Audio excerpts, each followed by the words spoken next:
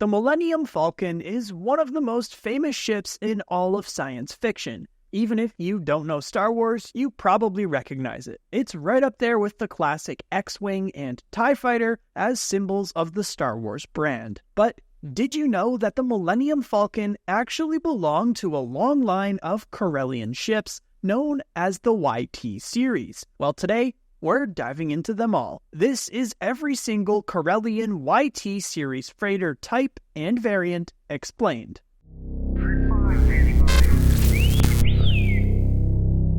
YT-1300. We'll keep things simple by starting with this one and proceed with the rest in numerical order. The most famous Corellian YT-1300 light freighter is, of course, the Millennium Falcon. What a piece of junk! She'll make 0.5 past light speed.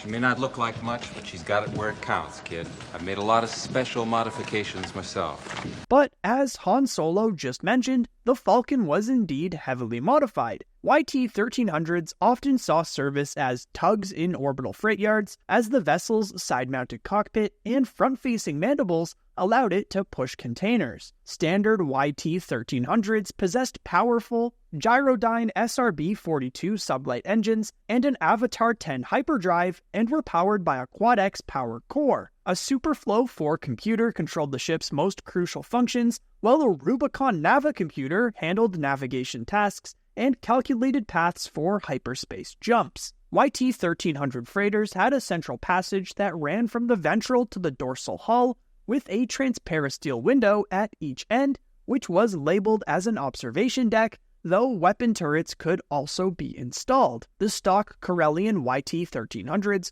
were renowned for their durability and modularity. However, the true appeal of the YT-1300 transport was not its basic equipment, but in its ability to take an extraordinary amount of modifications and alterations. There were some configurations that were considered standard by Corellian engineering corporations. This included the following: the YT-1300P, configured to be primarily a passenger-carrying ship. It had a small cargo capacity, and there were 3 passenger compartment modules with bunks. The YT-1300F, designed to haul cargo, with minimal living space. It had a reinforced framework to support heavier loads, while the passenger compartment modules were all replaced by compartments dedicated to freight. And finally, the YT-1300FP, meant to be a balance between having space for freight and passengers. Now let's talk about the Millennium Falcon specifically. The freighter had many owners who made many modifications to it. During its time in the possession of Lando Calrissian, it accumulated numerous modifications in the name of convenience and luxury, including painted exterior paneling and a large escape pod. However, during Han Solo's famous record-breaking Kessel Run, in which he piloted the freighter for the first time, many of these additions were destroyed or lost, leaving the ship battered by the time Solo won it from Calrissian shortly afterwards in a game of Sabacc. Its aged appearance still bellied numerous advanced modifications to boost the ship's speed, weapons, and shields, including a hyperdrive engine among the fastest in the entire galaxy, enabling it to outrun Imperial Star Destroyers. It also included sensor-proof smuggling compartments, which were used during the rescue of Princess Leia aboard the Death Star. YT-450A. Mentioned in both canon and legend sourcebooks but never once pictured, the YT-450 was used by the Rebel Alliance. Lando Calrissian included the YT-450 in a report on vessels that might suit the Alliance's needs, which he sent to Admiral Akbar prior to the Battle of Endor. The YT-450A was said to be a clunky-looking starship that was slow and not very maneuverable in its stock configuration, but it could be modified to improve its power and weaponry. YT-700. The second model of light freighter in the entire YT series, the YT-700 was an unexceptional vessel and failed to attain any popularity in the galaxy. Unlike all of its successors in the YT series, the vessel did not have a saucer-shaped deck plan. In the new Star Wars canon, the YT-700 was first mentioned in Fantasy Flight Games' Star Wars role-playing supplement, Starships and Speeders. The starship originated in Legends continuity, where it was first mentioned in Wind Raiders of Taloran, an article published in Star Wars Adventure Journal 5 in 1995. YT-1000. Making its canon debut in the 2014 Tarkin novel, The YT-1000 made its first appearance in Legends, in the Gamebook Game Master Toolkit live-action adventures. The YT-1000 took inspiration from the ancient XS stock light freighter, with its central cockpit between a pair of rectangular mandibles. The cockpit had large, transparent steel windows that were retrofitted from Bear Laws class freighter cockpit canopies. YT-1100. Appearing in the supplement book Enter the Unknown, the YT-1100 was never pictured, nor were any details given about its appearance or specifications. YT-1150. Another YT variant to never be pictured, the 1150 appeared in the Legends novel Rogue Planet, but we do get a description this time. It resembled an oval split lengthwise into 3 sections, the middle being the longest. Its hyperdrive was held on a nacelle. YT-1200.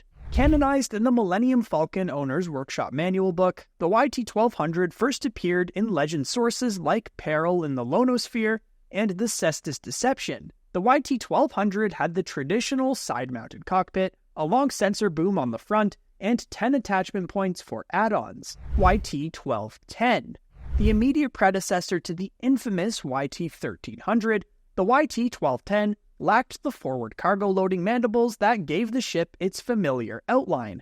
It also included 2 sensors protruding from the bow, which could be big, tempting targets for an attacker. Unfortunately, once sales of the YT-1300 took off, the YT-1210 freighter had a shortened production run.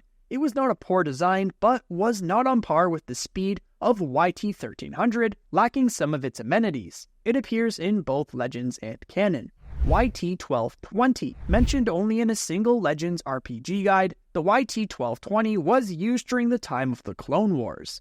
YT-1250. An unusual model for Corellian Engineering Corporation, the YT-1250 wasn't a new design. With the release of the YT-1300, CEC found itself with a huge backstock of YT-1200s. In an effort to sell these ships, they redesigned the older ships and sold them as a new design, the 1250. Sales remained sluggish, but CEC was finally able to sell the whole line off to various small systems and trade guilds.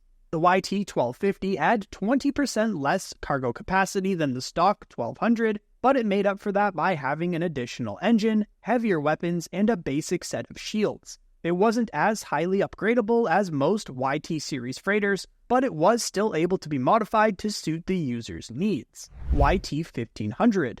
Another variant only mentioned in one Legends novel, one YT-1500 was called the Asteroid Dancer. YT-1760. Marketed as a transport and shuttle designed to overcome problems common in older YT series models, the YT-1760 came with its own various shortcomings and flaws.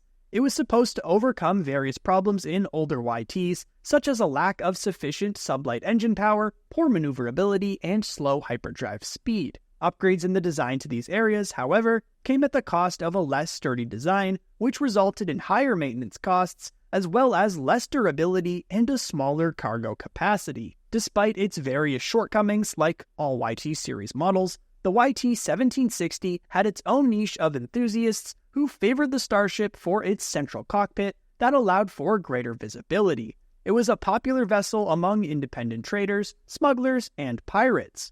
YT-1930, another which placed the cockpit along the center line of the ship, which offered a wider view but also diminished the practicality of the 2 mandibles.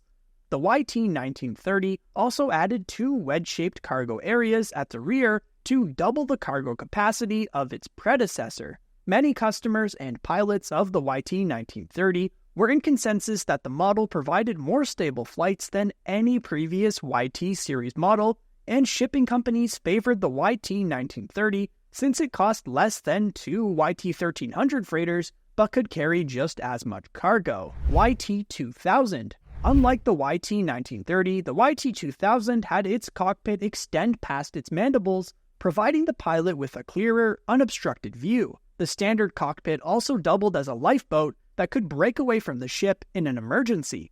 The YT-2000 was a freighter admirable for its extensive cargo capacity, strong defensive systems, amazing maneuverability, and several opportunities for modification. One YT-2000 was named the Stellar Sun, flown by the human pilot Ricarda in a Rebels comic.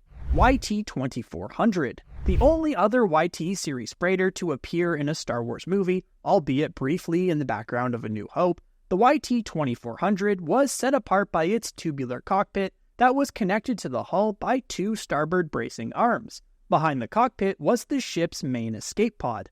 The YT-2400 was advertised as having all the features of the YT-1300 in a smaller, more compact design. One famous 2400 was known as the Outrider, the personal starship of the smuggler Dash Rendar. YT-2550, another only found in one Legend sourcebook. YT-2550s were seen in use by smugglers shortly after the Battle of Endor. YT-5100. Finally, the YT-5100, also referred to as a Shriek-class bomber, appeared in this Legends novel.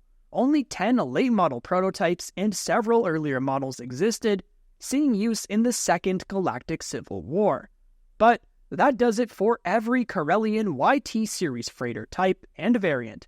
Let me know your favorite one in the comments. Come join us to chat more at our community Discord server, linked in the description. If you enjoyed today's Star Wars video, we've got more on the screen for you right now. Also make sure to drop a like, and if you're new to the channel, hit subscribe to join the Red Squadron. Until next time, thanks for watching, and may the Force be with you. Red 5, standing by.